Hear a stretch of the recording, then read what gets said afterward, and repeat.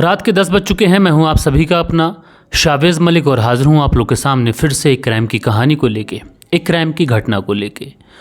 और दोस्तों, आज की घटना की अगर मैं बात करूं तो पिछले 2-4 दिन से आप लोग सोशल मीडिया, प्रिंट मीडिया या फिर न्यूज़ चैनलों पर एक खबर बहुत तेज़ी के साथ जो वायरल हो रही है उसको आप लोग सुन रहे होंगे कि बेंगलुरु के अंदर अचानक से एक मकान है जो 3 मंजिला मकान है, उसका जो टॉप वाला फ्लोर होता है वहाँ पर जब कुछ लोग पहुँचते हैं तो उस घर का जब दरवाज़ा खोला जाता है तो उस घर के अंदर से बहुत ज़्यादा बदबू आ रही होती है। जब बदबू इस कदर बढ़ जाती है तो उसके बाद में जब फ्रिज खोल कर देखा जाता है तो उस फ्रिज के अंदर एक लड़की के जिस्म के कई सारे टुकड़े थे। कुछ शुरुआती मीडिया रिपोर्ट्स की माने तो कुछ का कहना था 30 टुकड़े थे, कुछ का कहना था 40 टुकड़े थे, लेकिन पोस्टमार्टम में जब खुलासा हुआ तो पता चला कि इस लड़की के जिस्म के टोटल 59 पीसेस किए गए थे, यानी 59 टुकड़े इस लड़की के जिस्म के किए गए थे। तो मैंने कल परसों इस कहानी को इसलिए नहीं सुनाया था क्योंकि ये कहानी शुरुआती चरण में थी और इसमें कुछ नाम थे जो आ रहे थे, लेकिन पुलिस इस मामले में जैसे जैसे आगे बढ़ी, जैसे जैसे इस केस की परतें हटी और जैसे जैसे कुछ ज़्यादा इन्फॉर्मेशन इस केस के बारे में निकल के आई तो मैंने सोचा कि अब आप लोग को ये कहानी सुनाना चाहिए। तो दोस्तों, पूरी कहानी सिलसिलेवार तरीके से आप लोग को सुनाऊंगा, बस आप लोग इस वीडियो में अंत तक बने रहिएगा। दरअसल बात करें कि 20 सितंबर बेंगलुरु के अंदर से जिस दिन ये डेड बॉडी मिलती है, इससे कहानी शुरू होती है लगभग 35 साल पहले से। 35 साल पहले नेपाल की एक जगह पड़ती है टीकापुर, और इसी टीकापुर में एक परिवार रहता है। इस परिवार में परिवार के मुखिया हैं चरण सिंह, उनकी पत्नी मीना है।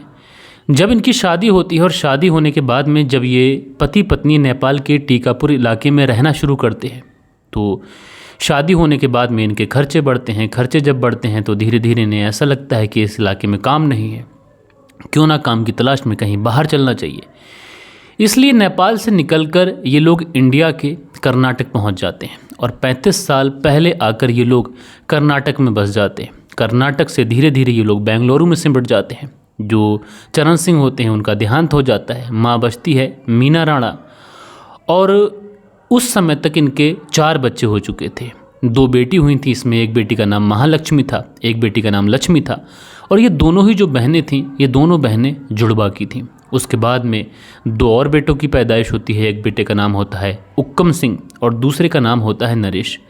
जब इन 4 बच्चों की पैदाइश हो जाती है, बच्चे अपनी ज़िंदगी में आगे बढ़ने लगते हैं, हल्के हल्के बड़े होने लगते हैं। उसके बाद में जो चरण सिंह होते हैं उनकी डेथ हो जाती है। जो बेटी महालक्ष्मी होती है ये धीरे धीरे बड़ी होने लगती है, इसलिए इसके लिए अब रिश्ता देखे जाने लगता है, क्योंकि एक माता पिता का यही सपना होता है कि वो अपने बच्चों की ठीक तरीके से शादी कर दें। अगर अच्छे तरीके से उनकी शादी हो जाएगी तो कम से कम उनके ऊपर जो जिम्मेदारी है बच्चों की शादी करना, बच्चों को सेटल करना, उसमें से कम एक लड़की को तो ये अपनी ज़िम्मेदारी से बरी होंगे और एक लड़की को उसकी ज़िंदगी में सेट कर देंगे। इसलिए एक जगह पड़ती है नील मंगला इलाका, और इसी नील मंगला इलाके के रहने वाले एक व्यक्ति जिनका नाम होता है हेमंत दास, जो कि मोबाइल की एक शॉप चलाते हैं। मोबाइल एसेसरीज से जुड़े हुए सामान ये उस मोबाइल शॉप में बेचते हैं।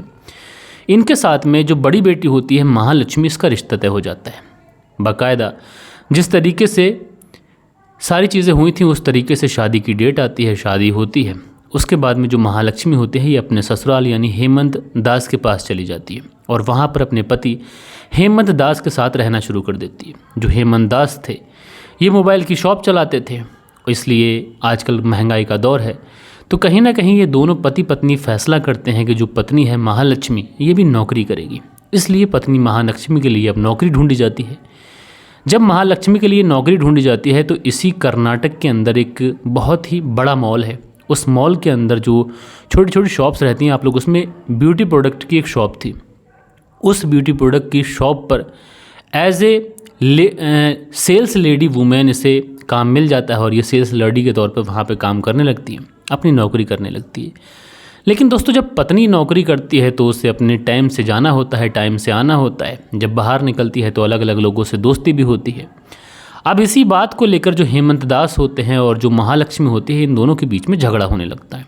आए दिन इन दोनों के बीच में झगड़ा तकरार ये सारी चीज़ें चलती रहती हैं। कहीं ना कहीं महालक्ष्मी जो थी उसकी भी ज़िंदगी इतनी ज़्यादा इन लड़ाई झगड़ों से तंग आ चुकी थी वो कि अपने पति से अलग रहने का फैसला करती है। और जो हेमंत दास होते हैं वो भी अपनी पत्नी से अलग रहने का फैसला करते हैं। उसके बाद में जो महालक्ष्मी होती है, चूँकि बेंगलुरु के अंदर ही उसकी फैमिली रह रही थी, उसकी माँ रह रही थी, उसकी बहन रह रही थी, उसके दोनों भाई रह रहे थे, इसलिए जो महालक्ष्मी थी ये अपनी माँ के पास चली जाती है। और इस समय तक हेमंत दास से उसको एक बेटी हो चुकी थी। इस समय उस बेटी की उम्र 4 साल है।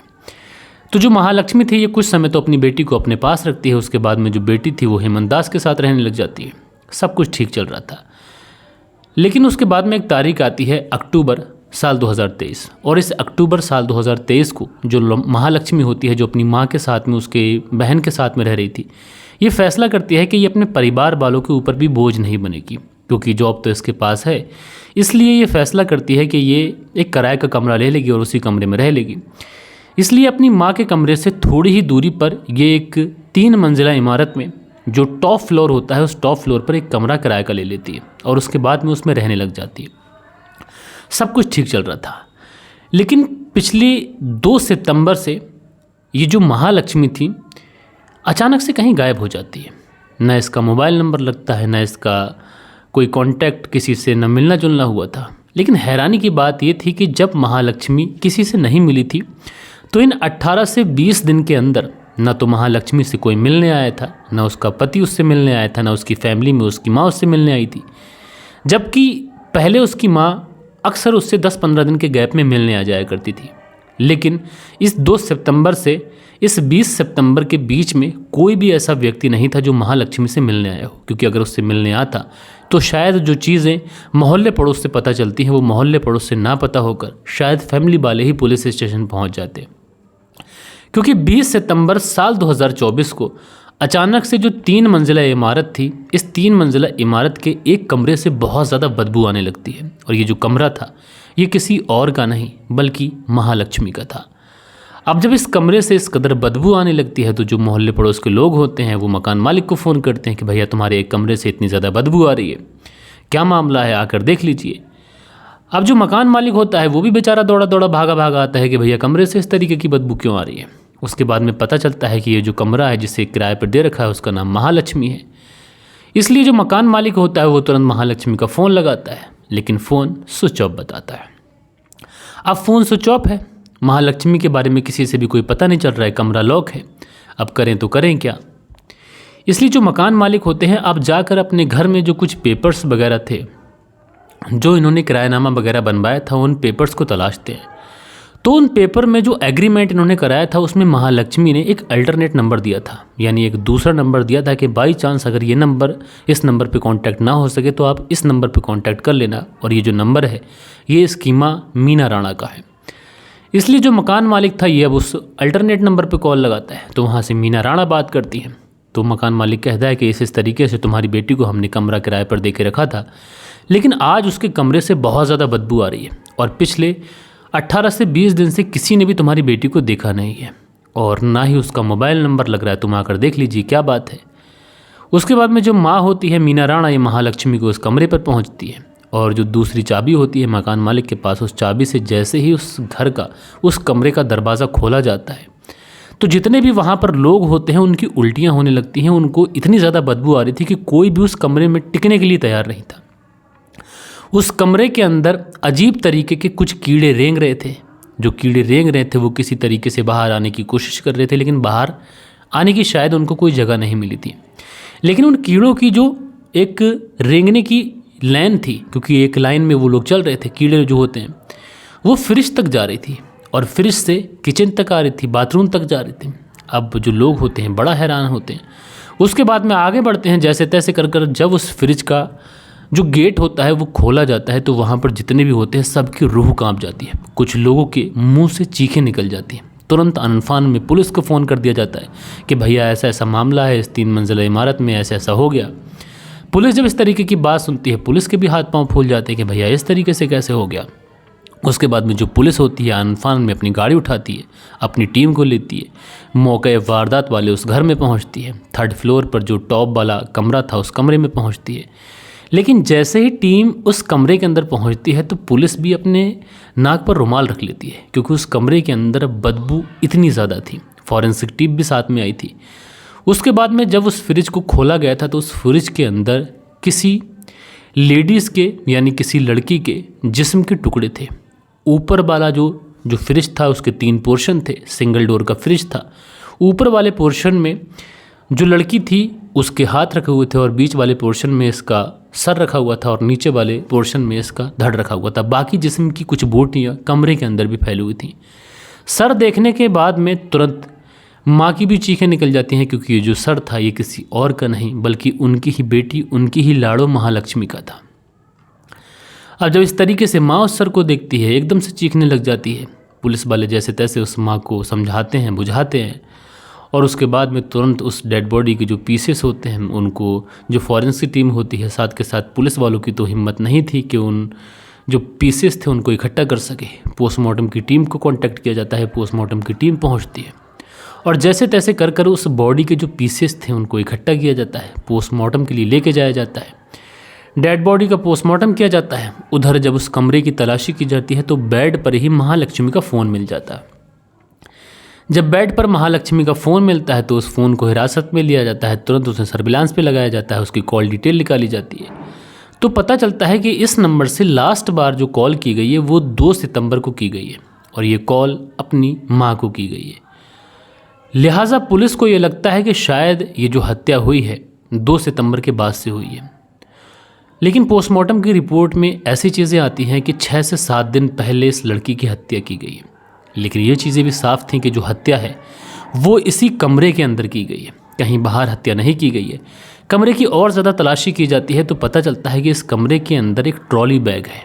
पुलिस को शुरुआती छानबीन में ये लगता है कि शायद कातिल ने कत्ल करने के बाद में जो बॉडी के पीसेस किए थे उसके बाद में इस ट्रॉली में भरकर उस पीसेस को फेंकने का इरादा था, क्योंकि इस तरीके का सिमिलर केस आप लोगों ने देखा था कि दिल्ली के अंदर हुआ था, जहाँ पर आफ्ताब पुणे वाले ने जो लिव इन में अपनी पार्टनर्स के साथ में रह रहा था जिसका नाम श्रद्धा था, उसके साथ में उसने बर्बरता दिखाई थी और उसने श्रद्धा के जिस्म के कई सारे पीसेस किए थे और उसके बाद में उसकी जो बॉडी के पार्ट्स थे वो पिट्ठू बैग के अंदर रख कर दिल्ली के शहर में अलग अलग जगहों पे फेंक रहा था। उसके बाद में वो मामला खुला था। तो इसी तरीके का ये जो मामला था, इसी तरीके का जोड़कर ये मामला देखने लगे। हालांकि जिस इलाके में वो घर था, जिस इलाके में वो कमरा था, वो काफ़ी ज़्यादा कंजेस्टेड एरिया था, काफ़ी ज़्यादा ऐसा एरिया था कि उस इलाके में लोगों की आवाजाही बहुत ज़्यादा थी। रात के 12 से 1 बजे के बीच में भी लोग जगते रहते थे। तो शायद कातिल ने सोचा हो कि ट्रॉली बैग के अंदर इस लड़की को लेके जाना, इसकी डेड बॉडी के पीसेस को लेके जाना जोखिम भरा हो सकता है, क्योंकि जो कातिल होता है, जो चोर होता है, उसको डर ज़्यादा रहता है। इसलिए वो सोचता है कि अगर वो डेड बॉडी को लेकर इधर से निकला और किसी ने रोक लिया, तलाशी वगैरह हो गई, तो हो सकता है वो पकड़ जाए। इसलिए ट्रॉली बैग को भी वहीं छोड़ता है और जो पीसेस थे बॉडी के वो उस फ्रिज में रख देता है, बाकी जहाँ तहाँ रह जाते हैं। हालांकि कत्ल करने के बाद में जो जिस्म, जो कमरा था, जो रूम था, उसका जितने भी फ्लोर थे, तो वो बहुत अच्छे से क्लीन करने की कोशिश की गई थी, लेकिन नाकाम कोशिश थी, क्योंकि उस फ्लोर पर बहुत सारे बॉडी के जो पार्ट्स थे वो पड़े रह गए थे। लिहाजा पुलिस सारी चीज़ों को एविडेंस बनाती है, सारी चीज़ों को कलेक्ट करती है। अब सबसे पहले जो महालक्ष्मी की माँ होती हैं मीना राणा, इनसे पूछताछ की जाती है कि तुम्हारी बेटी यहाँ आखिर अकेले क्यों रह रही थी। तो मीना राणा बताती है, दरअसल हमने अपनी बेटी की शादी हेमंत दास नाम के व्यक्ति के साथ में कर दी थी, जो कि नेल मंगला इलाका का रहने वाला है, एक मोबाइल की शॉप चलाता है। लेकिन हमारी बेटी महालक्ष्मी की उसके पति के साथ में बनी रही, आए दिन झगड़े तकरारें होती रहीं, इसलिए हमारी बच्ची ने फैसला किया कि वो अपने पति से अलग रहेगी। और उसके बाद में जो बेटी होती है ये मीना राणा माँ के साथ में आके रहने लग जाती है। लेकिन महालक्ष्मी को लगता है कि माँ के ऊपर भी क्यों बोझ बनूं, क्योंकि जॉब तो वो मॉल में करती थी, इसलिए उसने सोचा कि अपना अलग कमरा ले लें और इस वजह से साहब हमारी बेटी यहाँ पर अकेले रह रही थी। अब जब पुलिस का शुरुआती शक जाता है तो वो जाता है इस हेमंत दास के ऊपर, जो कि महालक्ष्मी का पति था। तुरंत हेमंत दास को बुलाया जाता है और उससे पूछताछ की जाती है। तो जो हेमंत दास है वो एक अलग कहानी बताता है। दरअसल हेमंत दास बताता है कि उसकी जो पत्नी है उसका इसी बेंगलुरु में रहने वाले जो व्यक्ति है जिसका नाम अशरफ है, जो कि एक सैलून पे काम करता है, उसके साथ में उसके अवैध रिश्ते हैं और वो उसके साथ में प्रेम प्रसंगों में है और इसी वजह से हमारे बीच झगड़ा हुआ था और इसी वजह से हमारा रिश्ता टूट गया था। अब पुलिस की नज़र में जो व्यक्ति आता है उसका नाम अशरफ होता है, लिहाजा पुलिस पहुंचती है, अशरफ को गिरफ्तार करती है। अशरफ उसी सैलून में काम कर रहा था, भागा नहीं था।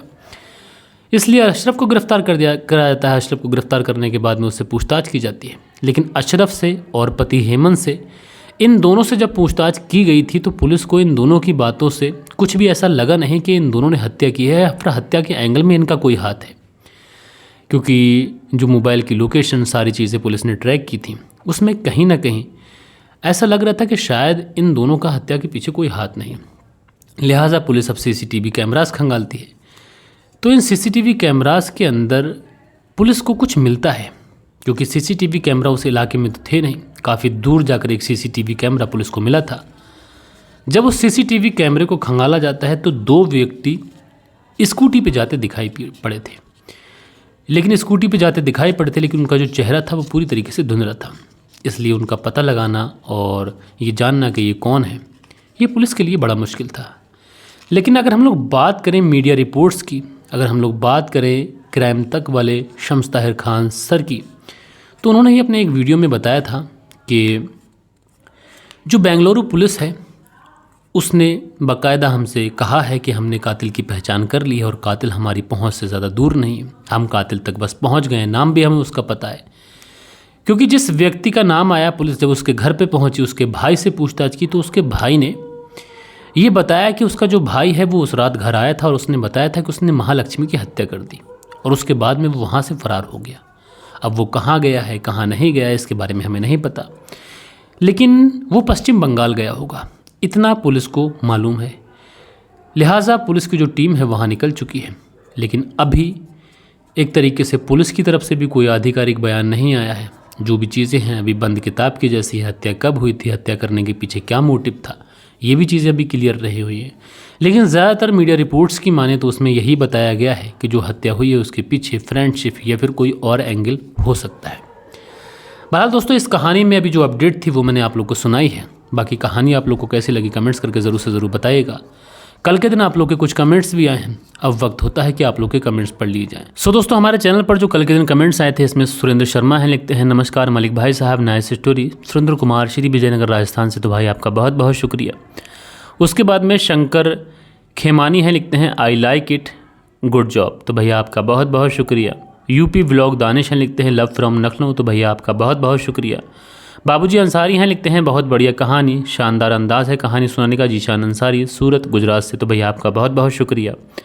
दिल बहादुर सिंह हैं, लिखते हैं very nice story mister Malik, thank you, तो दिल बहादुर सिंह जी आपका बहुत बहुत शुक्रिया। प्यारे लाल हैं, लिखते हैं मलिक भाई कहानी सुनकर बहुत तकलीफ़ हुई, इस डॉक्टर को फांसी की सज़ा देनी चाहिए थी, कहानी बताने का जो अंदाज़ है ये बेहद ही निराला है, बेहद ही अच्छा है, तो प्यारे लाल दुबे जी आपका बहुत बहुत शुक्रिया। उसके बाद में यशोदा शर्मा हैं, लिखती हैं नाइस स्टोरी, तो आपका बहुत बहुत शुक्रिया। उसके बाद में आशीष कश्यप हैं, लिखते हैं आप पहले नई कहानियाँ सुनाया करते थे, लेकिन अब आप सुनी हुई कहानी सुनाने लगे, तो मैंने सोचा था कि कुछ जो चर्चित कहानियाँ थीं वो सुनाई जाएं। तो ऐसा हो सकता है क्योंकि आजकल आप लोग देखते हैं कि हर कोई तो क्राइम की कहानी सुना रहा है, तो हो सकता है कि आपने कहीं सुनी हो। उसके बाद में किशन शुक्ला हैं, लिखते हैं भाई आप टेंशन ना लो, व्यूज़ बढ़ जाएंगे, तो भाई आपका शुक्रिया। उसके बाद में मोहम्मद मजहर आलम हैं, लिखते हैं अस्सलाम वालेकुम जनाब, मैं आपके वीडियोस बहुत दिनों से देख रहा हूं, मगर आज पहली बार कमेंट्स कर रहा हूं वेस्ट बंगाल इस्लामपुर से। तो मोहम्मद मजहर आलम जी आपका बहुत बहुत शुक्रिया कि आप वेस्ट बंगाल इस्लामपुर से हमारी कहानी सुनते हैं, आपका शुक्रिया। कुंदन पाल हैं, लिखते हैं मलिक भाई नमस्ते, तो भैया आपका शुक्रिया। अशोक कुमार हैं, लिखते हैं अशोक कुमार यूपी रामपुर उत्तर प्रदेश से कहानी सुनते हैं, भैया शुक्रिया। किशन शुक्ला हैं, लिखते हैं ओनली फॉर यू, तो भैया आपका शुक्रिया। उसके बाद में लिखते हैं माई फर्स्ट कमेंट, तो भैया आपका बहुत शुक्रिया कि आपने पहला कमेंट्स किया। सुनील त्यागी जी हैं, लिखते हैं नमस्कार मलिक भाई साहब, रेनू सुनील त्यागी शाना बुलंदशहर से, तो आप दोनों का पति पत्नी का बहुत ज़्यादा शुक्रिया। किशन शुक्ला हैं, लिखते हैं भाई है अपना, तो भैया आपका शुक्रिया। इकरा इमरान है, लिखती हैं अस्सलाम वालेकुम, बहुत अच्छी कहानी है मलिक जी, आपकी मम्मी कैसी हैं आप। तो सबसे पहले इकरा इमरान जी मैं आपसे पूछना चाहूँगा कि बहुत दिनों के बाद में कमेंट्स किया है, सब ठीक तो है? मम्मी फ़िलहाल ठीक हैं, लेकिन रिकवरी में जैसा कि मैंने आप लोग को शुरू में बताया था कि 6 से 7 महीने या फिर 1 साल का समय भी लग सकता है। सेंट्रल जेल बीकानेर से सुनील चौधरी जी कहानी सुनते हैं, भैया आपका शुक्रिया। उसके बाद में मिस्टर भाभिश अपना कमेंट्स करते हैं, भैया आपका बहुत बहुत शुक्रिया। कूल टेक हैं, लिखते हैं भाई स्टोरी थोड़ी लंबी हो रही है, तो आप चाहें तो इसे छोटा कर सकते हैं, भैया आपका शुक्रिया। मोहम्मद अदील हैं, अपना प्यारा सा कमेंट्स करते हैं, भैया शुक्रिया। किशन शुक्ला हैं, कहते हैं व्यूज़ मैं बढ़ाता हूँ, व्यूज़ बढ़ाने की मेरी गारंटी है, तो भैया आपका बहुत बहुत शुक्रिया। सो दोस्तों, ये थी कहानी और ये थे आप लोग के कुछ प्यारे प्यारे कमेंट्स। अगर आप लोग को वीडियो से कोई शिकायत हो तो आप लोग ज़रूर बताइएगा, और कहानी सुनाने में कोई खलती कोई खामी हो तो वो भी बताइएगा। हम लोग मिलते हैं कल के दिन किसी और क्राइम स्टोरी के साथ में। जब तक के लिए अपना ख्याल रखिएगा, देश का ख्याल रखिएगा, परिवार के रिश्तों की अहमियत को समझिएगा। जय हिंद, जय भारत।